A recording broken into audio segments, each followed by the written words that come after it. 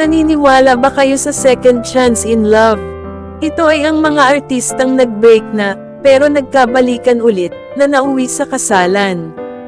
Pinatunayan ng mga showbiz couple na ito, na may second chance sa love. Hindi nila aakalaing na sila ang magkakatuluyan sa bandang huli, kahit na nasaktan nila ang isa't isa, handin pa rin ang love, na nauwi sa pag-iisang dibdib. Kilalanin natin ang 5 showbiz couple na ito at ang kwento ng love story nila. Ito ang showbiz latest natin ngayon, Jessie Mendiola and Luis Manzano. Ang love story nila ay nagsimula taong 2016 nagsimula ang kanilang pag-iibigan. Pero taong 2020 nang sila ay nagkahiwalay, pero buwan ng December in the same year, they announced their engagement. Year 2021 nang ikasal sila sa isang civil wedding sa Batangas. At kumakailan lang idinaos naman nila ang kanilang second wedding sa Coron, Palawan na kanilang dream wedding. Dinaluhan ng mga kapamilya at mga close na kaibigan. Mayroon na silang isang anak na babae na si Isabella Rose. Ang sunod nating couple ay sina Jelly de Belen at Ariel Rivera na 25 years na ang kanilang pagsasama. May 2 na silang anak na lalaki. Si Julio at Joaquin na sa Canada nakatira kasama ang parents ni Ariel. Bago sila magpakasal noon, 5 years silang naging magkasintahan. Bago sila magpakasal noon, nag-break din ang dalawa. Ang dahilan ay ang pagkakamabutihan nina Ariel at Regine Velasquez. Pero nagkabalikan din taong 1997 at nauwi sa kasalan. Hanggang ngayon matibay ang kanilang pagsasama na naninirahan na ang buong mag-anak sa Canada. Ang sunod nating couple ay sina Jeneline Mercado at Dennis Trillo.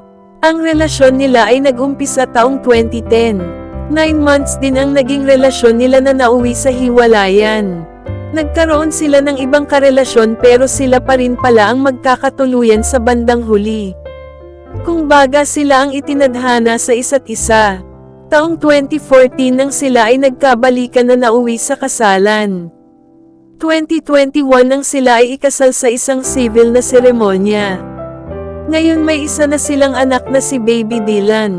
May 3 na silang anak, ang anak ni Jeneline kay Patrick, tapos yung anak ni Dennis kay Carlan.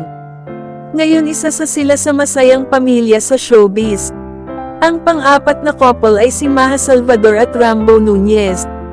They dated when Maha is 21 years old, 4 months din silang mag-on pero nagkahiwalay din dahil nag-focus si Maha sa kanyang career at si Rambo sa kanyang family. 2019 nang sila ay nagkabalikan na nauwi din sa engagement at kasalan.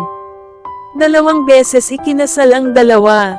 Una ay isang private ceremony sa Manila, sunod ay isang magarbong kasal sa Bali, Indonesia. At ngayon taon magkakaroon na sila ng baby girl. At ang huli nating couple ay si Sophie Albert at Vin Abrenica. Taong 2013 nang nag-umpisa ang kanilang relasyon. They broke up year 2016 dahil gusto nila mag-focus sa kanilang career. Nagkabalikan sila taong 2018 at nagkaroon ng isang baby girl. Taong 2023 nang sila ay magpakasal. Ang love may second chance sa mga taong nakatadhana para sa atin, magkalayo at magkahiwalay man, kung sila ang para sa isa't isa sila pa rin sa bandang huli ang magsasama. Love is full of mystery, ika nga. Kaya lahat tayo ay may kanya-kanyang tao na nakatadhana sa atin. Thanks for watching.